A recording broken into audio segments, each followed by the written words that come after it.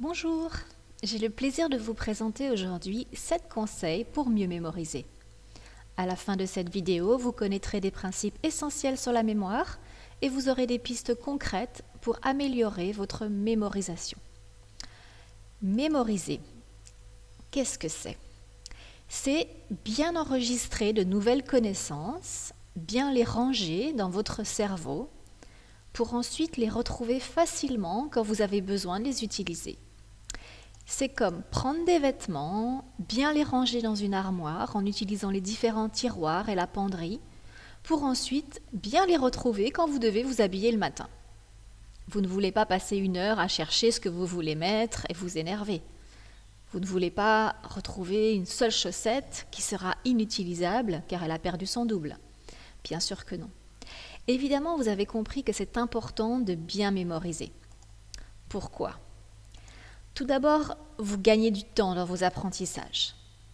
Ensuite, vous vous rappelez de ce que vous avez appris quand vous en avez besoin, quand vous avez besoin de l'utiliser. Vous êtes moins stressé quand vous avez un examen ou quand vous devez parler.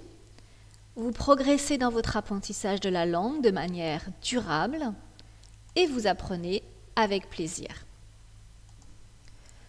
Voyons maintenant ces 7 conseils. J'ai essayé de synthétiser 7 principes issus des recherches scientifiques en neurosciences pour pouvoir vous proposer 7 types de conseils. Voici le premier conseil, concentrez-vous.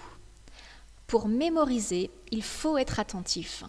Sans attention, il n'y a pas de mémorisation. On parle aussi de concentration. Oui, on ne mémorise pas en dormant, même si on aimerait bien parfois. Il faut faire un effort d'attention. Notre attention n'est pas infinie.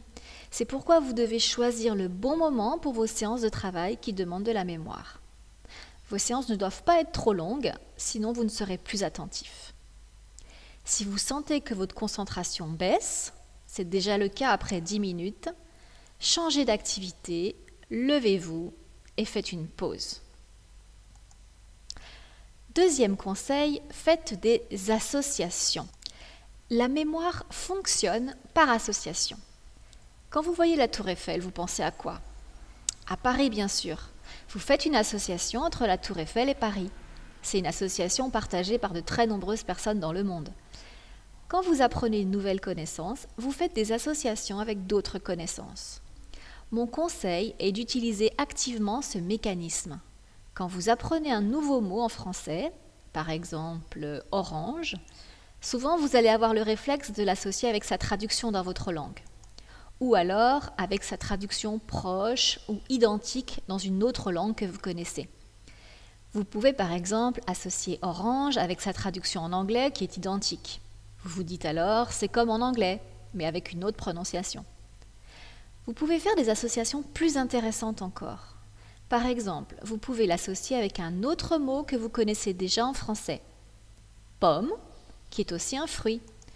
Vous allez ranger orange dans la catégorie fruits. Et vous allez essayer de vous rappeler d'autres noms de fruits en français. Je connais déjà pomme, poire et raisin. J'ajoute dans mon panier de fruits une orange. Si vous apprenez une nouvelle expression, vous pouvez l'associer avec d'autres expressions que vous connaissez pour la même situation. Exemple, vous venez d'apprendre l'expression qu'est-ce que tu fais dans la vie? Vous allez l'associer à toutes les formulations que vous connaissez pour faire connaissance avec quelqu'un.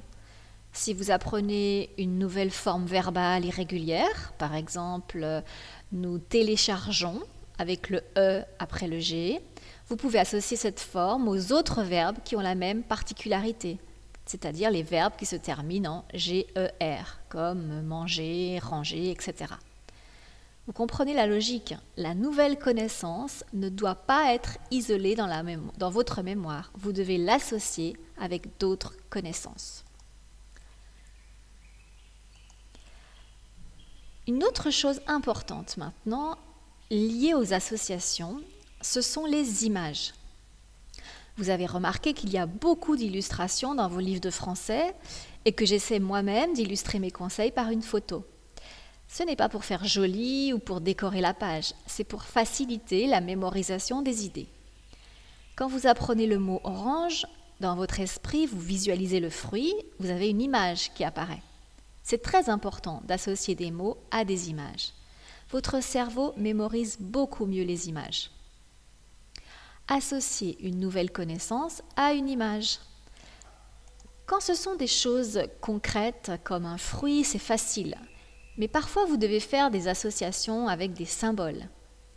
Dessinez sur votre feuille un symbole ou un dessin simple que vous pouvez associer avec le mot nouveau. Ce n'est pas grave si vous n'avez pas de talent exceptionnel de dessinateur. Le plus important est que dans votre esprit, ce mot soit associé à cette image. Donc, utilisez des images mentales, des dessins et des symboles. Un autre principe et un autre conseil maintenant. Vous avez remarqué que quand vous avez vécu quelque chose avec beaucoup d'émotions, vous vous en rappelez longtemps. Cela s'explique par le fonctionnement neurologique. Dans notre cerveau, la mémoire et les émotions partagent beaucoup de choses. On peut donc utiliser cette particularité. Susciter des émotions positives, de l'étonnement, est un bon moyen d'aider la mémorisation. C'est pour ça que les enseignants essayent toujours de vous proposer des supports drôles, étonnants, de vous faire vivre des expériences et des moments forts dans les cours. Vous pouvez apprendre en utilisant des supports que vous appréciez. Je dis souvent qu'apprendre avec plaisir est très important. En effet, il est prouvé que c'est plus efficace pour apprendre. Votre cerveau va mieux ranger et retrouver ce qui est lié au plaisir pour vous. Voilà pourquoi les enseignants vous proposent parfois d'apprendre en chanson ou avec des jeux. Ne pensez pas que ce n'est pas sérieux ou réservé aux enfants. C'est très efficace du point de vue pédagogique. Et vous avez peut-être remarqué que vous avez une meilleure mémoire auditive ou visuelle ou bien motrice. Notre mémoire est composée de plusieurs éléments, de plusieurs mémoires, mais certaines mémoires sont plus fortes que d'autres selon les personnes. Si vous avez une bonne mémoire auditive, c'est très important pour vous de lire à voix haute, d'enregistrer vos cours pour les écouter par exemple. Si vous avez une mémoire plus motrice, vous avez besoin de toucher, de marcher pour mieux mémoriser. Avec une mémoire plus visuelle, vous devrez faire attention aux images associées, mettre des couleurs dans vos cours, etc.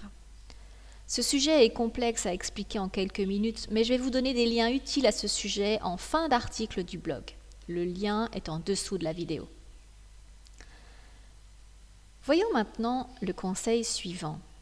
Personnalisez ce que vous apprenez. Depuis le début de cette présentation, j'ai dit plusieurs fois « dans votre esprit, pour vous ». En effet, nous ne sommes pas des machines. Notre mémoire est liée à ce que nous sommes, à notre personnalité, notre histoire, ce que nous avons vécu. Quand je vous propose de faire des associations, d'utiliser les émotions et les sensations, il est très important que ce soit adapté à vous. Votre processus de mémorisation est personnel. Votre mémoire est différente de celle de votre ami ou collègue, et donc vous devez adapter votre manière d'apprendre. Vos associations sont personnelles, ce qui vous procure des émotions est personnel. Quand vous apprenez une nouvelle connaissance, associez-la à des choses personnelles.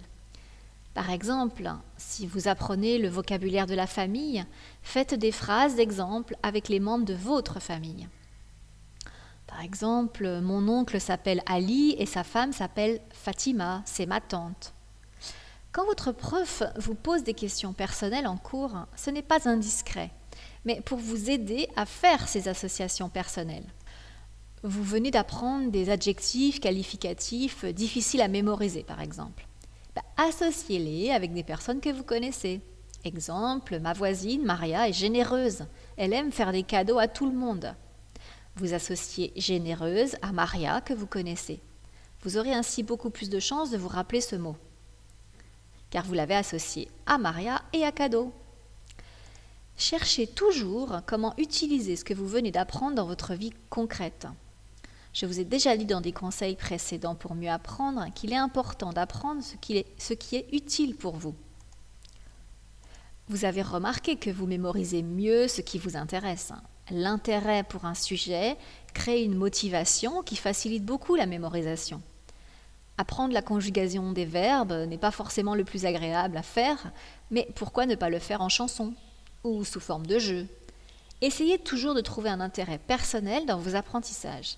Si vous apprenez le français de manière autodidacte, c'est-à-dire seul, sans prof, apprenez en priorité ce que vous aimez et ce qui est utile rapidement pour vous. Autre chose maintenant, quand on apprend une langue, il y a des milliers de connaissances à mémoriser. Et vous avez sûrement remarqué que les méthodes de langue vous proposent d'apprendre petit à petit selon un plan structuré. La langue est découpée en parties plus faciles à mémoriser selon une logique pédagogique.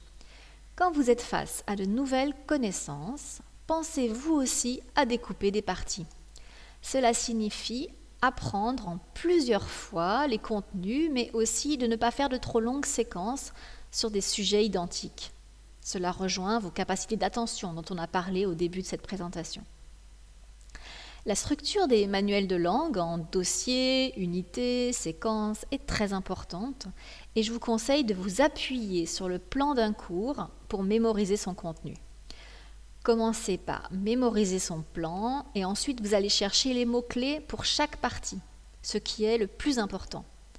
À la fin de la leçon, faites l'effort d'écrire de mémoire le plan et les mots-clés.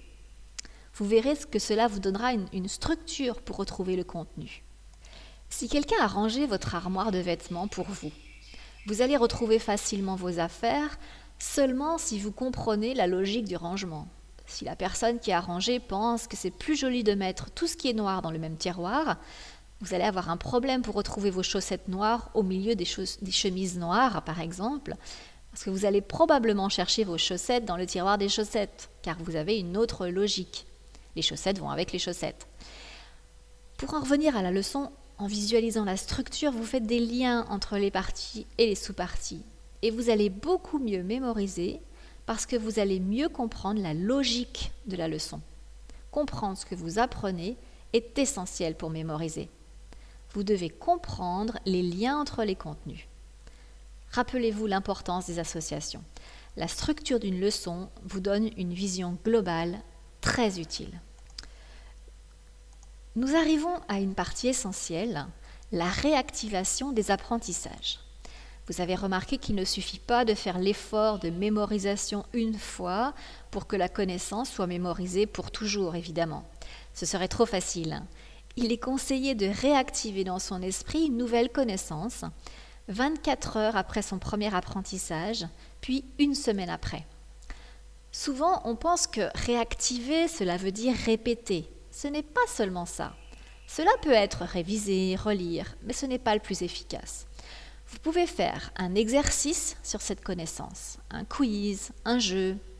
Vous pouvez reformuler ce que vous avez appris, l'expliquer avec vos mots, à vous-même ou à un camarade. Vous pouvez faire un résumé de la leçon ou d'une notion apprise. Vous pouvez mettre en pratique votre apprentissage en situation réelle, etc. Tout ça, ce sont des manières de réactiver vos apprentissages et de les ranger durablement dans votre mémoire. Sans cette réactivation, vous risquez d'oublier ce que vous avez appris. Avant de terminer cette présentation, je veux vous rappeler quelque chose d'important qui est souvent négligé par les personnes qui doivent beaucoup mémoriser. Par exemple, les étudiants avant les examens. Attention à votre hygiène de vie. Votre mémoire a besoin que vous preniez soin de votre sommeil et de votre alimentation et que vous fassiez une activité physique régulière. N'oubliez pas que le stress n'est vraiment pas l'ami de la mémoire. J'espère qu'avec ces informations et ces conseils, vous allez mieux mémoriser et apprendre le français avec encore plus de facilité et de plaisir. Je vous remercie de votre attention. À bientôt.